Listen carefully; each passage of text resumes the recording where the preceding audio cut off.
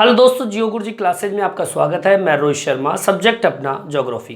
देखिए, आपको सबको पता है कि हम लेसन नंबर 4 पढ़ रहे हैं और लेसन नंबर 4 जो है वो प्राथमिक क्रिया से संबंधित है। प्राथमिक क्रिया वो क्रिया जो व्यक्ति सीधे तौर पर प्रकृति पर निर्भर हो, और इसी में हम जो टॉपिक पढ़ रहे थे वो तीसरे नंबर का टॉपिक था, वो है कृषि।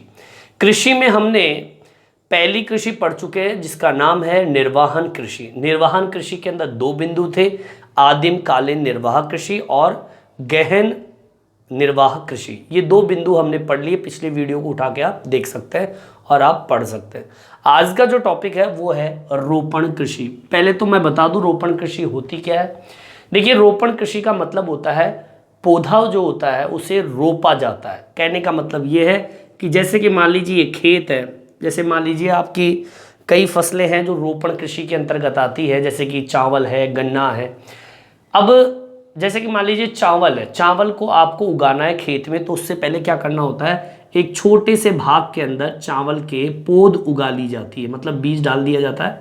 और यहाँ पर जैसे कि मान लीजिए चावल आपने उगा लिया एक जगह, अब आपको करना क्या होता है, इसके अंदर एक एक पौधे को आपको खेत में रोपना पड़ता है, मतलब उगाना पड़ता है, मतलब उसको जमीन में गाड़ना पड़ता है। उसे कहते हैं हम रोपण विधि।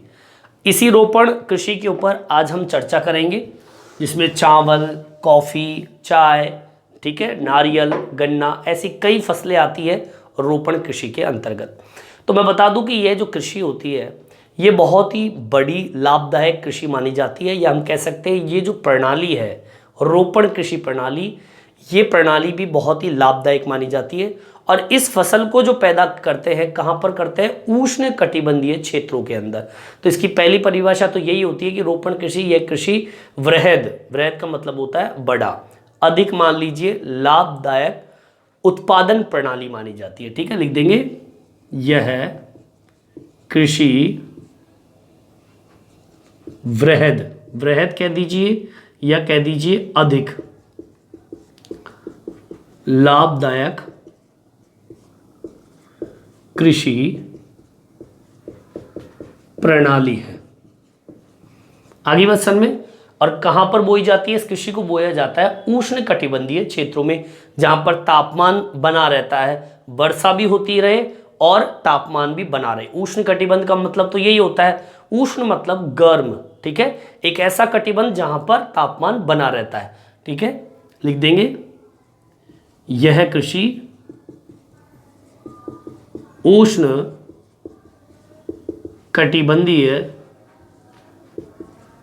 क्षेत्रों में बोया जाता है या उगाया जाता है। आगे वचन में उष्ण कटिबंधीय क्षेत्रों में इसको उगाया जाता है। चलिए आगे की ओर बात करते हैं अब विशेषताओं की। इनको हम विशेषताओं को एक एक पॉइंट में लेकर, और बहुत बढ़िया तरीके से मैं लिखवाऊंगा आपको। किताब में तो पैराग्राफ है, आप इस तरीके से विशेषता का पॉइंट डाल दीजिए जिससे आपको विशेषता बहुत बढ़िया तरीके से निबंध के तौर पर याद होगी। सबसे पहली विशेषता क्या है, सुन लीजिए। इस कृषि में खेत का आकार बहुत ही बड़ा होता है, ध्यान रखना इस चीज को। ठीक है, पहली विशेषता यही है, इसको इस तरीके से लिखेंगे, इस कृषि में खेत का आकार बहुत बड़ा होता है। ठीक है, मतलब खेत का आकार कैसा होता है, बहुत ही बड़ा, पहली विशेषता। अब सुनिए आगे, इस कृषि में अधिक पूंजी की आवश्यकता पड़ती है। इस कृषि में अधिक उच्च प्रबंधन या कह दीजिए तकनीकी या फिर कह दीजिए वैज्ञानिक विधियां जो होती है इसका उपयोग इस कृषि में करते हैं। अगर मैं बात करूं आदिम कालीन निर्वाह कृषि की बात करूं तो इसमें ऐसी कोई व्यवस्था नहीं थी, क्योंकि आदिम कालीन तो बहुत पुरानी कृषि है, तो उस जमाने में ना तो कोई पैसा हुआ करता था ना कोई तकनीकी हुआ करती थी। लेकिन जैसे जैसे कृषि प्रणालियां बढ़ती गई वैसे वैसे उन कृषि प्रणालियों के अंदर पूंजी की भी आवश्यकता हुई, क्योंकि बड़े व्यापारिक स्तर पर, अब ये जो कृषि है ये तो व्यापारिक वाली स्थिति में को पैदा करती है, मतलब बड़े व्यापार को पैदा करती है। अधिक लाभदायक कृषि है इसलिए व्यापार तो बड़ा है ही इसका। तो कहेंगे कि इस कृषि में एक तो आपको लगानी पड़ेगी अधिक पूंजी, ठीक है, अधिक पूंजी तो आपको खर्च करनी पड़ेगी। दूसरी, उच्च प्रबंधन की व्यवस्था करनी पड़ेगी। उच्च प्रबंधन तकनीकी व वैज्ञानिक गतिविधि कह दीजिए या वैज्ञानिक तकनीकी प्रणाली कह दीजिए की आवश्यकता पड़ती है। आगे बात समझ में, एक तो खेत का आकार बहुत बड़ा है, अधिक पूंजी की आवश्यकता इस कृषि में होती है, अधिक उच्च प्रबंधन और तकनीकी व वैज्ञानिक तकनीकी विधियां, ठीक है, विधियां लिख लीजिए, प्रणाली की आवश्यकता इस कृषि में पड़ती है। ठीक है। अच्छा, तीसरी विशेषता सुन लीजिए। तीसरी विशेषता यह है कि यह जो कृषि प्रणाली है ये एक फसली प्रणाली है, मतलब इसमें एक ही तरह की फसल बोई जाती है या उगाया जाता है। संकेंद्रण एक ही फसल का होता है। जैसे कि मान लीजिए चाय आप उगा रहे हो तो चाय ही चाय चलेगी, या मान लीजिए आपने गन्ना उगाया तो गन्ना ही रहेगा, इसमें कोई दूसरी फसल नहीं डाल सकते। चावल है तो चावल ही रहेगा, मतलब एक फसली फसल है। ठीक है, लिखेंगे यह कृषि एक फसली कृषि है, इसमें एक ही तरह की फसल बोई या उगाई जाती। क्लियर? आगे बस में, मतलब इसमें और कोई फसल का उपयोग इसमें नहीं करते, उगाया नहीं जाता है। ये साफ कह रहा है एक फसली कृषि, एक का मतलब एक ही फसल इसमें उगाया जाता है। ठीक है, चावल उगाओ, चाहे वो आपका गन्ना उगाओ, चाहे चाय उगाओ, कुछ भी उगाओ, पर एक ही। ठीक है। चौथे नंबर की विशेषता सुनिए। चौथे नंबर की विशेषता क्या है? इस कृषि में श्रमिक जो होते हैं वो बहुत ही सस्ते और यातायात विकसित होते हैं। ठीक है, लिख देंगे इस कृषि में श्रमिक सस्ते होते हैं और यातायात विकसित होते। आगे बात समझ में। पांचवें नंबर की विशेषता क्या है सुन लीजिए। इस कृषि के अंदर या ये कृषि जो बाग होते हैं जहां पर ये फसल उगाई जाती है, ये बाजारों से निरंतर जुड़े रहते हैं। ठीक है, जिससे कि जो भी फसल पैदा होती है उसके अंदर जो भी प्रोडक्ट होता है वो बाजार तक जल्द से जल्द पहुंचाया जा सके, मतलब इस कृषि के बाग बाजारों से जुड़े रहते हैं। लिखेंगे इस कृषि के बागान बाजारों से जुड़े रहते हैं। ठीक है। छठे नंबर की विशेषता क्या है सुन लीजिए। इस कृषि की प्रमुख जो कृषि है वो कौन कौन सी बताई मैंने? चाय है, कॉफी है, कोकोआ जो नारियल होता है, रबड़ है, कपास है, गन्ना है, इसके अलावा केला है ना, और इसके अलावा अनानास है। ये ऐसी कृषि है जो कि रोपण कृषि, मतलब रोप कर उगाई जाती है। अब मैं जैसे कहूँ कि गन्ना है, गन्ना कैसे उगाते हैं पता है आपको? गन्ना जो होता है उसको लिटा कर, जो गन्ना पैदा होता है, वो गन्ना पैदा हुआ उसको लिटा दिया जाता है ऐसे, जैसे इस तरीके से गन्ना होता है ना, ऐसे लिटा दिया जाता है ज़मीन के अंदर, उसको गाड़ देते हैं। तो फिर ये जो भाग जो आपको दिखते हैं ना गन्ने के ऊपर निशान से होते हैं, एक एक हाथ के निशान होते हैं। ठीक है, तो वहाँ पर ही ये गन्ना उगने शुरू हो जाता है, इस तरीके से ऐसे उगता है। तो गन्ने को लिटा कर रोपण कर दिया जाता है और गन्ना पैदा हो जाता है। वैसे ही चाय का होता है। तो हम लिखेंगे इस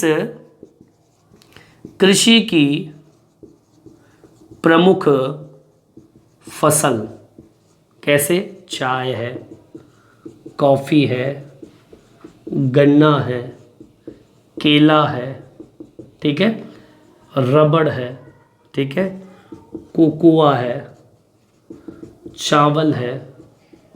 ये सब के सब क्या है? रोपण कृषि के अंतर्गत आते हैं। किस में आते हैं? रोपण कृषि के अंतर्गत। ठीक है, आगे बात समझ में। ये सारी ये आपकी विशेषता हो गई। ठीक है, ये आपकी क्या है? विशेषता है। और आपको इसी पॉइंटों में आपको इनको क्या करने हैं? याद करने हैं। 6 विशेषता मैंने आपको लिखवाई है, 6 की 6 विशेषता आपको याद हो गई होगी। चलिए आगे की ओर बढ़ते हैं। अब मैं कुछ रोपण कृषि का इतिहास भी आपको मैं बताऊंगा कि पुराने समय में हमारे भारत में या फिर विदेशों के अंदर रोपण कृषि किस प्रकार से प्रचलित हुई है, कैसे किस देश ने कौन सी जगह पर कौन कौन से पौधे उगाए, वो इतिहास हम पढ़ेंगे आगे। यहाँ तक आप उतार लीजिए। देखिए आगे की ओर बढ़ते हैं। देखिए फ्रांस वासी जो थे, फ्रांस वासियों ने पश्चिमी अफ्रीका के अंदर कॉफ़ी और कोकोआ की पौध लगाई थी। ये इतिहास है पुराना, ठीक है। ये रोपण कृषि का इतिहास है कि फ्रांस वासियों ने पश्चिमी अफ्रीका के अंदर, कहाँ पर, पश्चिमी अफ्रीका में, विशेषता आगे, फ्रांस वासियों ने पश्चिमी अफ्रीका में किसकी फसल उगाई थी? एक आपका कॉफ़ी और दूसरा है कोकोआ। कॉफ़ी व कोकोआ की पौध उगाई थी। क्लियर? आगे बात समझ में। दूसरा इतिहास सुनिए ब्रिटेन वासियों का। ब्रिटेन वासियों ने भारत और श्रीलंका के अंदर चाय के बाग लगाए थे। कहाँ पर? भारत और श्रीलंका में। ये जो हमारे जो चाय बनती है, ये जो चाय के पौधे हैं, ये कहाँ से आए? ब्रिटेन वासियों ने, अंग्रेजों ने लगवाए थे, ठीक है। डालेंगे ब्रिटेन वासियों ने चाय या कॉफी के बाग कहाँ पे लगवाए? भारत व श्रीलंका में लगवाए थे, ठीक है। मतलब ब्रिटेन वासियों ने चाय और कॉफी के बाग जो है भारत और श्रीलंका में अंग्रेज लोग ही लेके आए थे। अगर मैं बात करूं मलेशिया की, मलेशिया में रबड़, किसकी? रबड़ की फसल किसने उगाई? ब्रिटेन वासियों ने। मलेशिया के अंदर, मलेशिया में रबड़, ठीक है। वे अगर मैं बात करूं आपके पश्चिमी द्वीप समूह की बात करूं तो वहां पर भी इन ब्रिटेन वासियों ने चाय और कॉफी के बाग लगाए थे, ठीक है। सॉरी, गन्ने और केले के। आगे बात समझ में। मलेशिया में रबड़, इन ब्रिटेन वासियों ने भारत में तो लगाए थे चाय कॉफी के बाग, मलेशिया में लगाए थे रबड़ के बाग, ठीक है। और आपके पश्चिमी द्वीप समूह में, पश्चिमी द्वीप समूह में आपके कौन से पौधे उगाए? गन्ना और केले के बाग। गन्ना व केले के बाग विकसित किए गए। आगे बात सर मैं दोबारा रिपीट कर रहा हूं। ब्रिटेन वासी जो अंग्रेज लोग थे, जो ब्रिटेन से आए थे, इंग्लैंड से आए थे, इन्होंने चाय और कॉफी के बाग लगाए थे। कहां पर? श्रीलंका और भारत में। मलेशिया के अंदर लगाए थे रबड़ के बाग, पश्चिमी द्वीप समूह में लगाए थे गन्ना और केले के बाग। आगे बात समझ में। ये पुराना इतिहास आपके सामने। अच्छा और सुनिए, जो स्पेनिश थे, जो स्पेन और अमेरिकन वासी थे, इन्होंने फिलीपाइंस के अंदर नारियल व गन्ने के बाग लगाए थे। किसने? एक तो स्पेन, स्पेनिश और अमेरिकन वासियों ने, ठीक है। इन दोनों ने, स्पेनिश और अमेरिकन वासियों ने फिलीपाइन में, सॉरी फिलीपाइन नहीं, वहाँ पर फिलीपाइंस में नारियल और गन्ने के बाग, ठीक है। फिलीपाइंस में एक तो नारियल की पौध लगाई व गन्ने की पौध लगाई थी। ये इतिहास बता रहा हूँ आपका रोपण कृषि का। ये रोपण कृषि का इतिहास है कि भाई आपकी विशेषता तो 6 विशेषता हो गई। भाई इस कृषि में खेत का आकार बड़ा होता है, सॉरी खेत का आकार कैसा होता है? बड़ा। अधिक पूंजी की आवश्यकता पड़ती है। उच्च प्रबंधन, तकनीकी, वैज्ञानिक विधियों का उपयोग करते हैं। एक फसली कृषि है, मतलब एक ही तरह की फसल इसमें उगाई जाती है। अच्छा, सस्ते श्रमिक और यातायात विकसित होते हैं। बाजार जो होते हैं उससे ये बाग जुड़े हुए होते हैं। चाय, कॉफ़ी, कोकोआ, रबड़, कपास, गन्ना, केला, अनानास, चावल, ऐसी खेती जो होती है वो किस में आती है? रोपण कृषि में। सीधी सी बात है, जिसमें पौधा ज़मीन पर रोपा जाता है, रोप कर इसको उगाया जाता है, ठीक है। अब ये इतिहास है इनका कि भाई अगर पुराने समय में जाए तो ये रोपण विधि आई कहाँ से, तो भैया जो फ्रांस वासी जब आए कहाँ पर, पश्चिमी अफ्रीका के अंदर, तो चाय और कोकोआ की पौध लगाई। ब्रिटेन वासी आए कहाँ पर, भारत और श्रीलंका में, तो भैया वहाँ पे चाय और कॉफ़ी, यहाँ पे तो कॉफ़ी और कोकोआ उगाई, यहाँ पे चाय कॉफ़ी उगाई। मलेशिया में ये ब्रिटेन वासी पहुँचे तो रबड़ उगाया। यही ब्रिटेन वासी पश्चिमी द्वीप समूह में पहुँचे तो गन्ना और केला उगाया। स्पेनिश और अमेरिकन वासी पहुँचे कहाँ पर, फिलीपाइंस के अंदर, तो नारियल और गन्ने की पौध लगाई। इस तरीके से इनका इतिहास है। एक आपका एक छोटा सा मोस्ट टॉपिक है, सुन लीजिए।